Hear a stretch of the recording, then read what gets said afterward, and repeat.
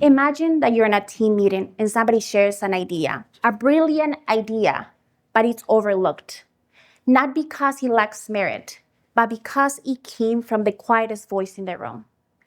Now imagine during the same meeting, a leader amplifies that voice and makes sure it's heard and understood. That is allyship in action, and that is the future of leadership.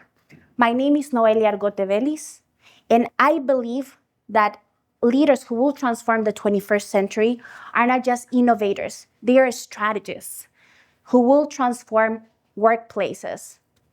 Allyship is not just a buzzword.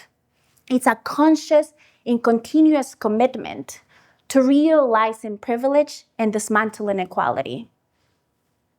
Actually, research on the topic highlights that allyship is not a fixed state. It is a journey, a developmental process that takes individuals from indifference into action, creating environments of inclusion and equity. You might wonder, why does this matter? This matters because inclusive leaders drive innovation, they drive trust, and they drive engagement.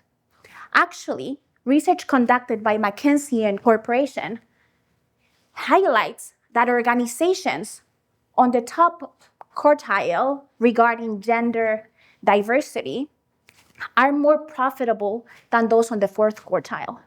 And this is specifically regarding teams that make decisions.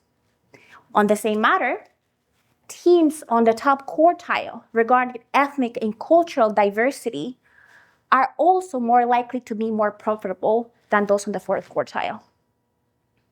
But let me tell you the truth.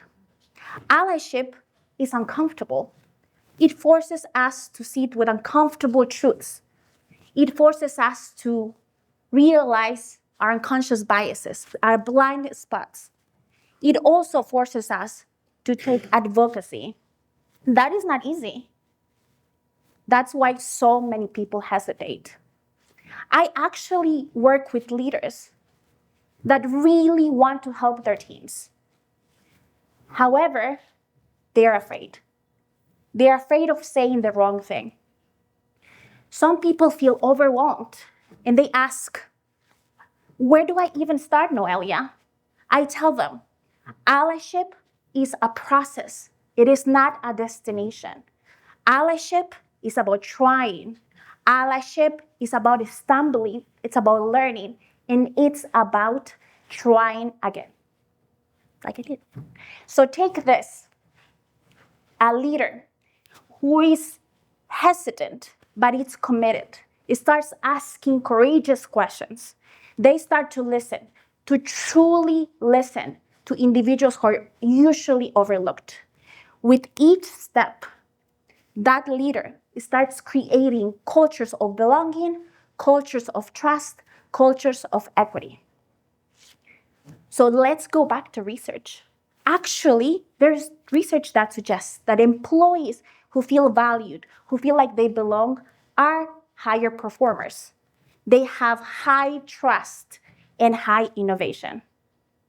So allyship is not a moral obligation only, it is also an organizational advantage. So you might wonder why not all organizations embrace allyship. And the truth is, it's because of fear. Fear of getting things wrong. Fear of saying the wrong thing. Fear of backlash. But let's reframe that, right? Let's take allyship from something risky to an advantage. So let's be practical here. If you want to take your leadership skills, embed them with allyship, you can do a couple of things. You can commit to learning. Allyship is not a fixed process. It is a developmental process. So read a book, go to a webinar, seek diverse perspectives. Also amplify the voices of people who are usually not taken into consideration.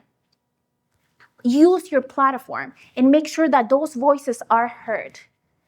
Make and be active in regards to your behaviors. Take action.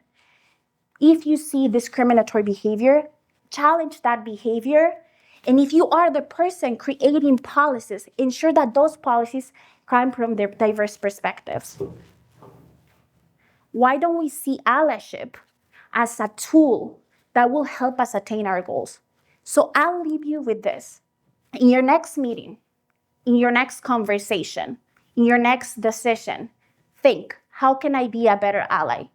Because if we build organizations where we make sure people feel heard, understood, and seen, we will achieve our goals. Thank you.